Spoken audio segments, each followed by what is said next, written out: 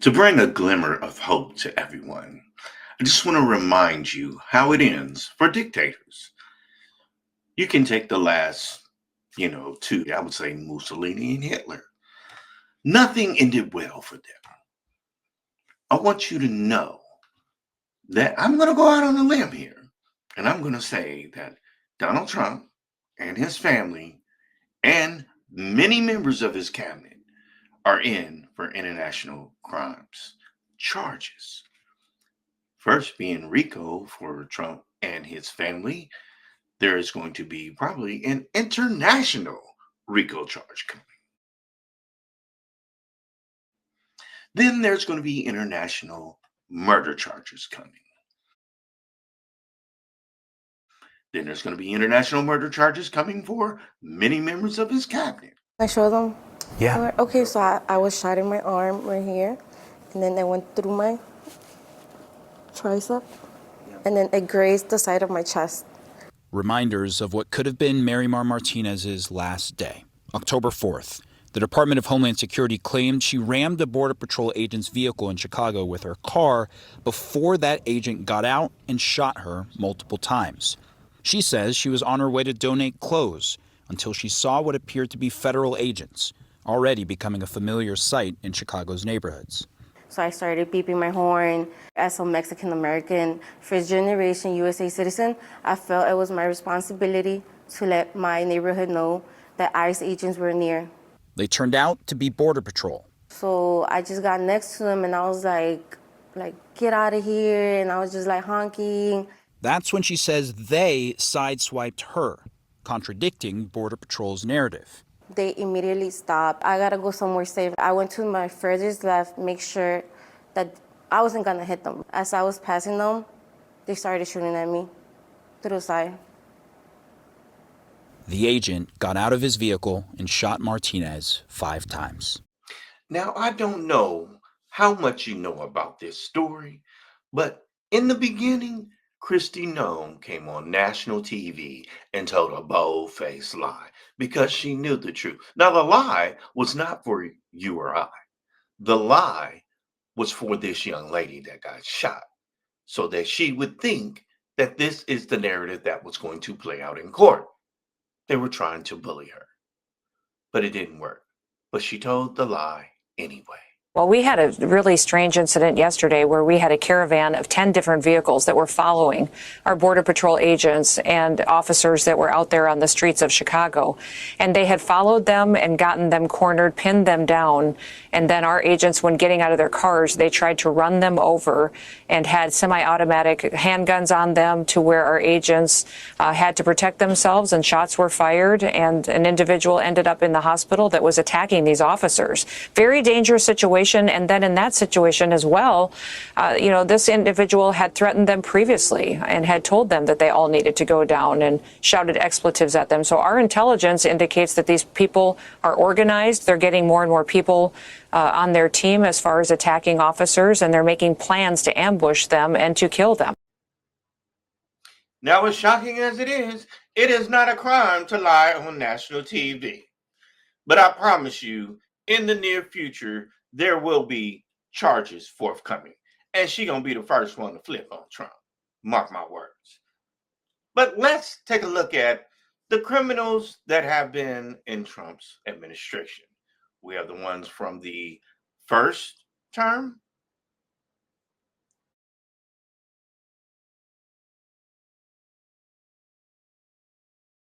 We have the ones from after the J6. And now we have the new batch. Let's take a look at them. First, in office right now is Charles Kushner. He was arrested and went to prison for false tax returns, illegal campaign contributions, and hiring a prostitute to set up his brother-in-law. That is Jared Kushner's father. Then we go to Peter Navarro, who withheld J6 information regarding what Trump knew when he knew it to a congressional hearing. He did not want to give up that information. He went to jail for Trump. Then you got Tom Barrack, obstruction of justice, and unregistered lobbyist for no other than Saudi Arabia, who was just in the White House. Tom Barrack now works for the White House. He is an ambassador. Then you got Linda McMahon, who we all know was involved in the sex scandal for abuse in the WWE, alleged by her husband. So she was a part of that faculty, meaning their family business. So she was, involved in that sex scandal. That's what I want to say about that. Now, he has not went to prison yet. It has been sidelined for a very long time because she is in the White House. Let me tell you about someone else whose charges are being sidelined. ICE has a woman with family links to a top Trump admin official in custody. Immigration agents have detained Bruna Caroline Ferreira, the mother of White House Press Secretary Karoline Leavitt's nephew. According to the Department of Homeland Security, the Brazilian-born immigrant entered the U.S. on a B-2 tourist visa that required her to depart the U.S.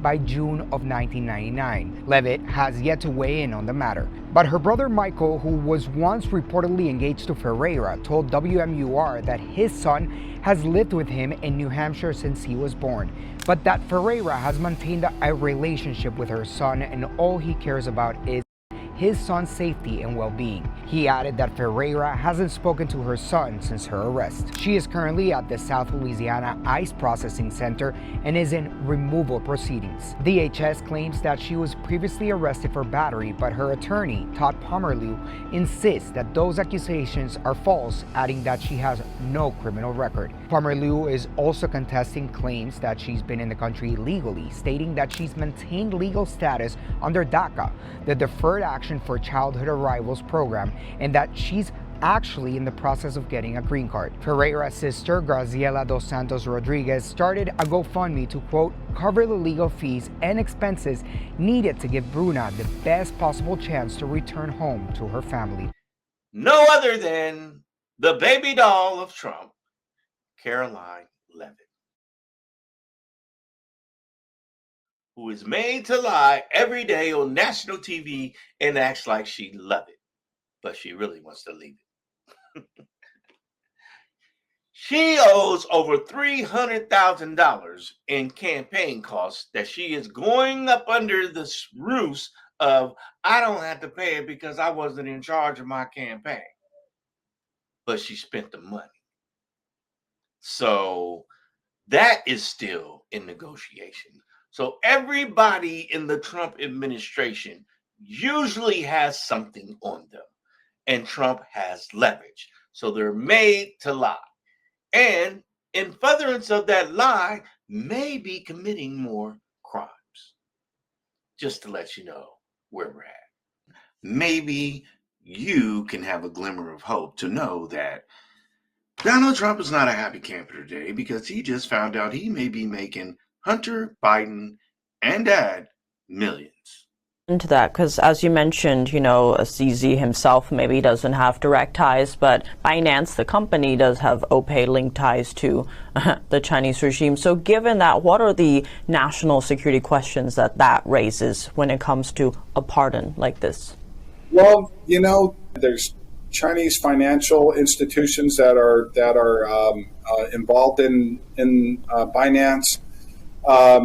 There are key executives in the company that have ties back to China, such as their CFO, Hina Chen, and Zheng Kai-he, Binance custody, head of Binance custody, and Lila Wang, Binance associate, all have ties back to China, as well as one of their independent directors, Zhen Wang, is also tied back to China, but also coincidentally, maybe, but also associated with BHR Partners, a Chinese-focused private equity firm, again co-founded by Hunter Biden and Christopher Hines.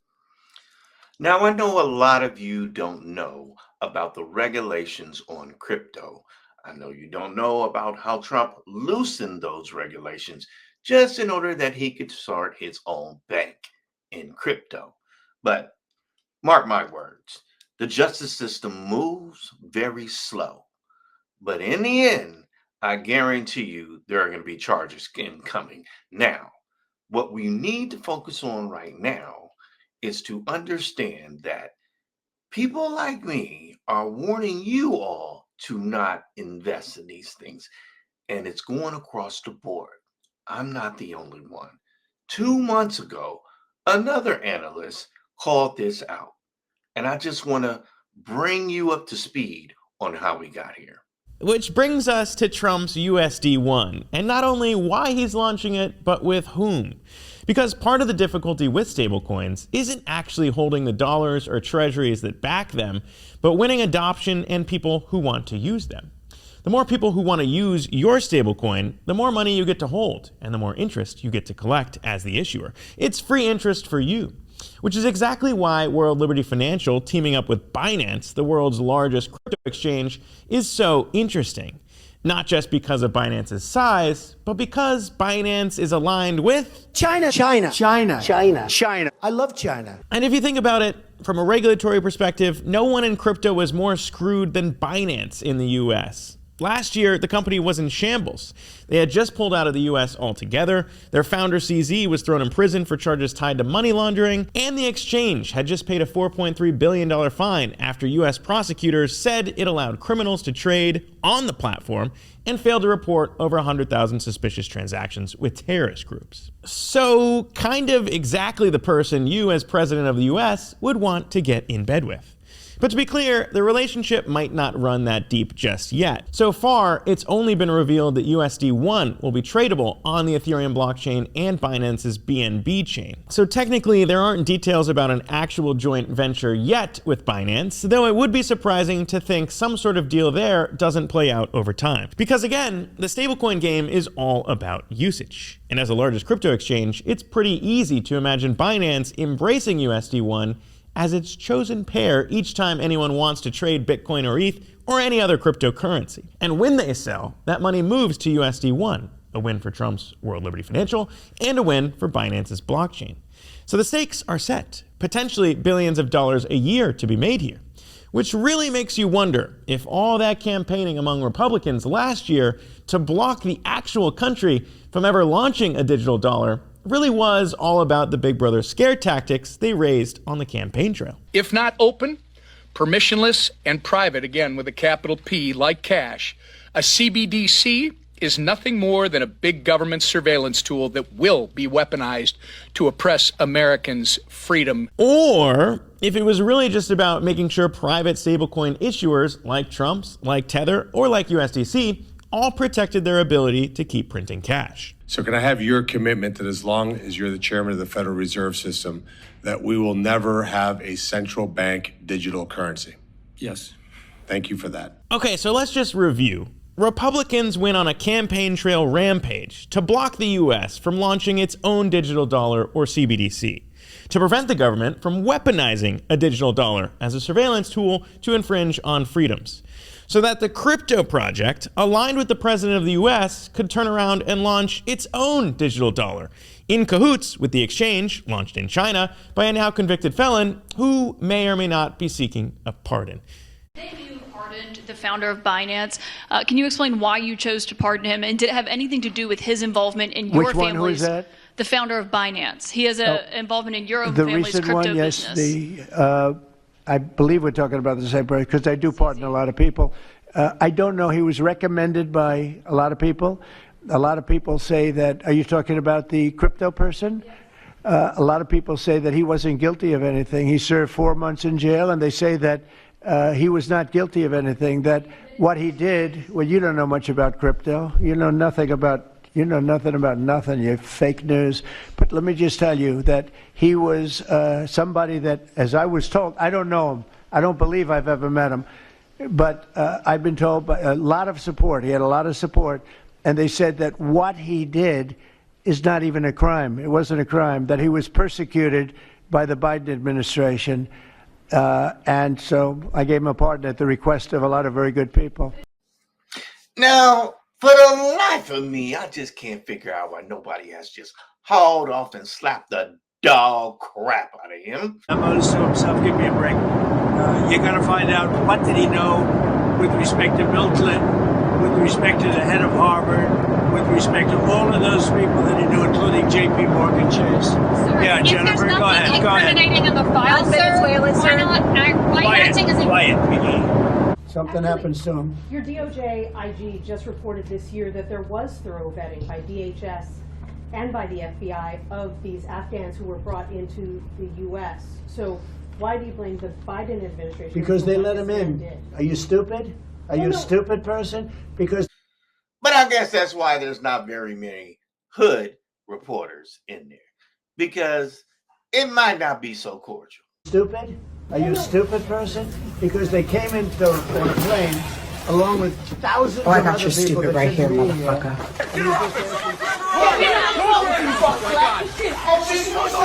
Somebody stop her.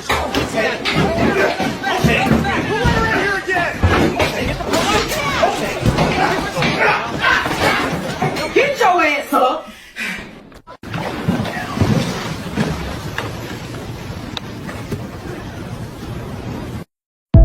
But instead, they continue to, push back a little bit.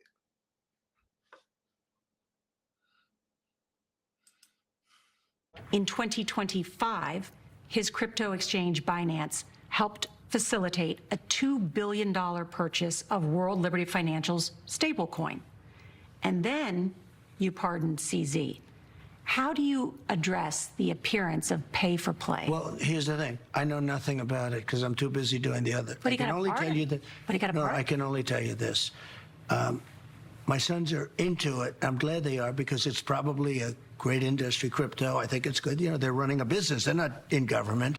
See, many of the MAGA supporters are now jumping ship because they know the gig is up.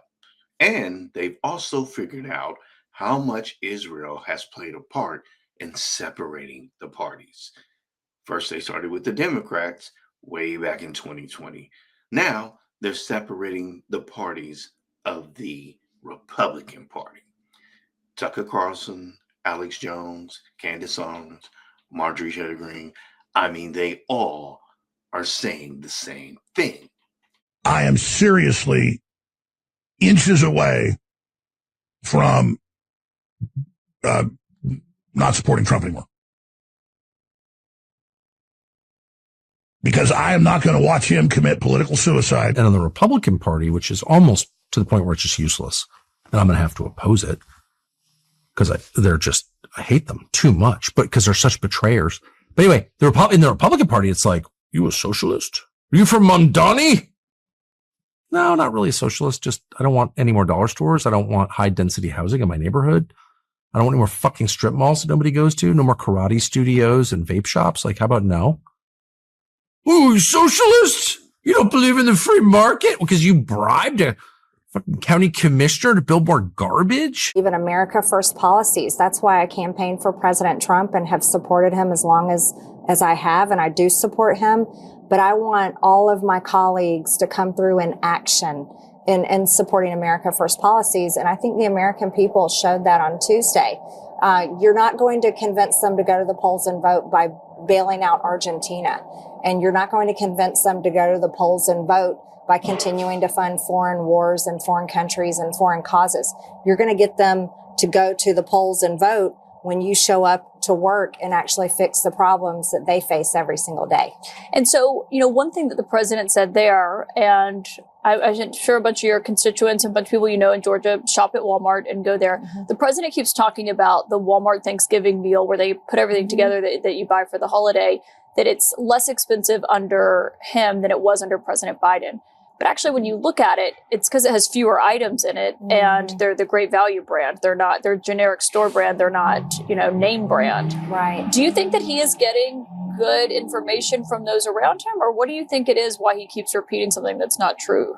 Well, I think every president no matter who they are basically in a cone of information by the people that they have working for them and are around them.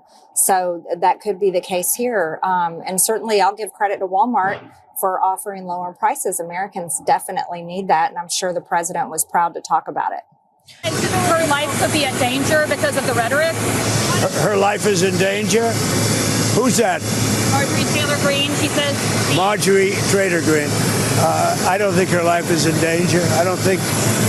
Frankly, I don't think anybody cares about her. Okay, what about you? Are you negotiating? In light of that, we are seeing Trump just exaggerate the economy. You know how bad it is. I know how bad it is. Trump is just exaggerating because it hasn't come true. His dream to make America great again has not come true. And now we're here. The Bureau of Economic Analysis just reported that it is going to suspend its analysis on data that's critically important to determine whether we are indeed in a recession. And right now, we are seeing that at least 22 states believe that they are currently in a recession. So this is crazy to me. This is a pump and dump scheme where they are trying to convince you and me, the ordinary retail investor, that things are going well. And when we realize that we're in a recession, and probably even worse, I don't believe a depression, but I believe that it's going to be a significant recession, it's going to be too late. All the money that we are using to prop up all of these bets, all of these opportunities, all of these investments is going to be taken away. It's going to be gone. So they will have come in, taken all the money, and escaped without harm. And we don't know who the they is, but I do know that this is indeed the beginning of the biggest pump and dump scheme ever. And if I were you, what I would do is I would take my money. And again, not investment advice. Let me say it this way. I'm taking my money and I'm putting it on the sideline, just like Warren Buffett and many of the other smart investments. Ray Dalio's doing the same thing. Were I you, I would do like the smart investors. I would hold my money, wait until the recession hits in earnest, and then make significant investments, because invariably the market's going to go back up. And now we're here in a recession. And people don't want to admit it. And the only reason why a lot of them still don't see the light is because Trump has captured all the information. We have a lot of these big time legacy media people that are not reporting the truth. On top of that, Donald Trump has fired so many labor, secretary people and places like that, that information just is not getting out. They are literally withholding government information from you, the American people, so he don't look bad. Now, do y'all recall when Donald Trump said this? Like you very much, but we're going to no longer adhere to being in the reserve currency. We're not going to salute the dollar anymore. I'll say that's okay. And you're going to pay a 100% tariff on everything you sell into the United States. And we love your product. I hope you sell a lot of it into the United States, but you're going to pay 100% tariff. He will then follow it up by saying, sir, it would be an honor to stay with the reserve currency. That will be like just playing. That's not even chess, that's checkers. If you add up what he did not tell everyone is that he was the one playing checkers. Because as you know, Donald Trump has rolled back almost every significant tariff there is, especially ones that Americans cost, like the groceries or the phones or the soybeans and many others. So our currency is not winning the war. Now, before listing the countries, it is crucial to clarify that no country that has an international presence has eliminated the US dollar from all usage. The change typically occurs in trade, invoicing, foreign reserves, bilaterally currency settlement or debt issuance. Most have reduced dependency, shifted portions of trade or reserves, or implemented partial de-dollarization rather than fully abandoning the dollar. And to further prove my point, here is a list of the countries that have left as using our currency or have made deals in order to remove our currency from the deal.